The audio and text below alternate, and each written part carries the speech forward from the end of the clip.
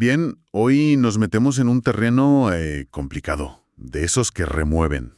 Uf, bastante. Tenemos sobre la mesa un fragmento de Familia y violencia, de Hernando Bernal. Un texto que, vamos, se atreve a preguntar por qué surge la violencia donde se supone que deberíamos estar más seguros. En la familia, sí. Exacto. Y la misión que nos proponemos es ir un poco más allá del típico «es que se han perdido los valores», para buscar una explicación, bueno, bastante más incómoda. Incómoda es la palabra, desde luego, porque el texto te lanza un guante desde el principio. Te pide que aparques la idea de que la violencia es cosa de monstruos o de, no sé, gente sin moral. Claro. Te invita a mirar dentro de nuestra propia maquinaria psicológica, a nuestra estructura psíquica, como la llama él. Y lo que encuentra ahí, pues, no es precisamente bonito. Claro, es que esa es la gran paradoja. Concebimos la familia como un refugio, un sitio de afecto, de crecimiento, pero la realidad, las estadísticas, nos dicen que también puede ser un infierno. Totalmente. Y el autor empieza desmontando eso. Las típicas campañas sociales de «vamos a rescatar los valores». Dice que por muy buenas intenciones que tengan, son como poner una tirita en una hemorragia interna. No van a la raíz, exacto. No van a la raíz. Y es que la raíz que él propone es universal y, francamente, bastante oscura. Te cito textualmente porque la frase es demoledora. A ver, Todo ser humano, por más bondadoso que sea, alberga en él deseos de humillar, maltratar y explotar a su prójimo. ostras, Es un punto de partida que te obliga a recolocarte. Ya no hablamos de ellos, los violentos, y nosotros, los pacíficos. De repente, el tablero de juego nos incluye a todos. vale, eso es un mazazo para empezar. Vamos a pararnos aquí, porque si aceptamos esa premisa, todo lo demás cambia. Para sostener algo tan fuerte, el autor tiene que desmontar primero las explicaciones de siempre. Claro, tiene que limpiar el terreno. Y lo hace con tres ideas muy comunes. La primera, la que oímos siempre, la violencia es un instinto. Es nuestra parte animal. Exacto. Y él le da la vuelta por completo. Argumenta que culpar a nuestra animalidad es una excusa muy conveniente. Ya. De hecho, si observamos a los animales, sus agresiones suelen tener un fin muy concreto y muy limitado. Defender un territorio, conseguir comida, reproducirse. Algo funcional. Eso es, y una vez lo consiguen, la cosa suele parar. No hay un león que humilla a otro por puro placer o para, no sé, aumentar su prestigio en la manada. Es curioso porque es justo lo contrario de cómo usamos el lenguaje. Cuando alguien se comporta de forma salvaje, decimos, es que es un animal. Sí, sí. Según este texto deberíamos decir, es que es terriblemente humano. El autor nos quita la coartada biológica de un plumazo. La violencia, al menos la violencia humana más destructiva, no estaría en los genes, Estaría en la mente. estaría en la mente. Precisamente, la sitúa en el campo de lo simbólico, de lo cultural. Y eso nos lleva a la segunda idea que descarta, ¿Qué es? que la violencia se deba a una pérdida de valores. Esta es la favorita de muchos discursos públicos. Claro, lo que hace falta es más educación, más civismo. Pero un momento, el autor está diciendo que esas campañas no sirven para nada, que es inútil enseñar respeto o empatía. Suena un poco radical. No dice que sean inútiles, bueno, pero sí que son insuficientes, Ah, vale. porque no atacan el problema de fondo. Si la violencia fuera solo por falta de valores, pues bastaría con un buen sermón o una campaña de publicidad. Pero la realidad es que no funciona así. Ya vemos que no. Es más, el texto sugiere algo muy interesante. A veces, cuanto más insistes en el deber ser, en el ideal de bondad, más fuerte es la reacción contraria en algunas personas. Una especie de rebeldía. Como si la presión del ideal generara una necesidad de transgredirlo. No me digas que sea bueno, porque ahora es cuando voy a demostrar que no lo soy. Tiene sentido. Entonces, si no es nuestro lado animal, y no es simplemente que seamos malos o inmorales, ¿qué demonios es? Aquí es donde el argumento se pone realmente original. Aquí viene lo bueno. Aquí nos dice que el problema no es algo que hayamos perdido, sino algo que no tenemos de fábrica. Los animales nacen con instintos que regulan su agresión. Nosotros no. ¿Cómo que no? El ser humano, según Bernal, nace sin un freno interno para su agresividad. Y esa agresividad no es un defecto, sino que cumple una función central en nuestra psique. Espera. Una función. ¿Qué función puede tener el deseo de hacer daño a otro? Ahí está la clave de todo el texto. No es una agresividad para sobrevivir, como la de un depredador.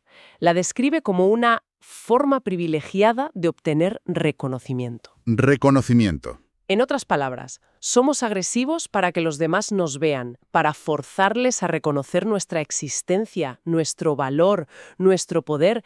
Es una lucha no por la vida. Sino por el estatus. Exacto, por el estatus. Ostras, eso lo cambia todo. No se trata de conseguir comida o refugio, sino algo mucho más abstracto. Prestigio, puro prestigio. El autor llega a hablar de una lucha a muerte por puro prestigio y describe la mentalidad que hay detrás de una forma muy cruda. O yo o el otro, o la versión material, o es mío o no es de nadie. De repente, una discusión estúpida por un sitio para aparcar cobra otra dimensión, ¿no? No luchas por el trozo de asfalto, luchas para que el otro no te gane. Exactamente. Esa es la lógica. Y conecta esta lucha por el prestigio con un montón de comportamientos que solemos ver como, bueno, como defectos morales aislados. Por ejemplo, La ostentación, la rivalidad, la envidia, los celos, dejan de ser pecados para ser las armas y las heridas de esta guerra constante por el reconocimiento. a ver si lo entiendo. La persona que cuelga una foto en redes sociales presumiendo de su viaje carísimo y la que la mira con una envidia que la corroe estarían participando en el mismo juego. Desde esta perspectiva, sin duda, uno está diciendo, reconóceme, mírame, soy superior. Claro. Y el otro, con su envidia, está haciendo justo eso, reconocer dolorosamente esa supuesta superioridad. Ambos están atrapados en la misma dinámica de comparación, y como el prestigio es algo simbólico que nunca se tiene del todo, la lucha es infinita. Claro, siempre habla alguien con un coche mejor, con más seguidores, con un puesto más alto. Es un motor potentísimo. Y a la vez, una fuente inagotable de frustración y, bueno, de violencia. Esto explica por qué a veces la violencia estalla por cosas aparentemente triviales, una mirada que se interpreta como un desafío, una palabra fuera de tono. El aro. Lo que se ataca no es el hecho en sí, sino el ego, el lugar que uno cree que ocupa en la jerarquía. Justo. Si esta es la raíz del problema tan metida en nuestro software, entiendo que el autor sea muy crítico con cómo intentamos solucionarlo. Claro, su crítica es que tratar la violencia por la vía de los ideales es quedarse en la superficie. Ya. Reforzar los derechos, las leyes y los valores es necesario, por supuesto, pero es como poner normas de tráfico sin preguntarse por qué la gente tiene la necesidad de correr. Buena analogía. Nos centramos en la norma, no debe ser violento, pero esquivamos la pregunta incómoda dirigida a la persona. ¿Por qué encuentras una satisfacción en serlo? Y ahí es donde el texto se mete en el jardín más grande y espinoso de todos. Menudo jardín, sí, porque no solo se pregunta por la satisfacción del agresor, plantea la pregunta simétrica, ¿por qué hay otros que la encuentran siendo agredidos? Esta fue la parte que me obligó a parar y releer, porque es dinamita pura. Es el punto más controvertido y hay que manejarlo con muchísimo cuidado para entender qué quiere decir el autor. Desde luego. Él llega a afirmar que la persona que aparece como víctima, en muchos casos, es responsable de lo que le está pasando. Y antes de que salten todas las alarmas, es vital aclarar qué significa aquí responsable. Espera, esa frase es muy peligrosa. Suena a la clásica y terrible culpabilización de la víctima. Lo sé y lo sé. ¿Qué habrás hecho tú para que te peguen? ¿Cómo puede el autor decir algo así sin cruzar una línea inaceptable? Es una línea muy fina y él es consciente. No habla de responsabilidad en un sentido moral o legal. No está diciendo, es tu culpa o te lo mereces. Vale. Ni mucho menos. Habla de responsabilidad en un sentido estructural, de participación en una dinámica. La frase completa es que la víctima a veces se comporta como si le gustara ser objeto de alguna agresión. Sigue siendo durísimo. Choca frontalmente con nuestra imagen de la víctima como alguien puramente pasivo o inocente. Claro. ¿Qué quiere decir con que se comporta como si le gustara? Nadie en su sano juicio disfruta de que le hagan daño. Claro, no habla de un disfrute consciente, habla de una satisfacción paradójica, inconsciente, de lo que en psicoanálisis se llama goce. Goce. El texto sugiere que en las dinámicas de violencia que se repiten, que se hacen crónicas, se crea un circuito. El agresor obtiene una satisfacción evidente en dominar, pero la víctima, de una forma mucho más retorcida y trágica, podría estar obteniendo también algo. ¿Algo como qué? ¿Qué se puede obtener de ser maltratado? A ver, pongamos un ejemplo hipotético para entenderlo. Imagina a alguien que ha crecido en un ambiente donde solo recibía atención cuando hacía algo mal, donde se le repetía constantemente que no valía para nada. Entiendo. Esa persona puede desarrollar, sin darse cuenta, la creencia de que solo merece atención negativa. De adulto, al encontrarse en una relación donde es humillado, por terrible que sea, hay una parte de su psique que siente que esa es la normalidad. Es un rol doloroso, pero es un rol conocido, exacto. Uno que confirma su identidad más profunda. Ese sería el goce del que habla el texto. La terrible satisfacción de confirmar el peor concepto que uno tiene de sí mismo. Entiendo. Es una explicación psicológica, no una justificación moral. Ya no vemos a un malo activo y a un bueno pasivo. No, lo que describes es más como una danza macabra, una coreografía tóxica en la que los dos están atrapados y cada uno a su manera necesita al otro para seguir bailando. Esa es la idea. Sigue siendo una idea difícil de tragar, pero quizás ayuda a entender por qué a veces es tan increíblemente difícil para algunas personas salir de relaciones violentas, más allá de lo económico o lo social. Exacto.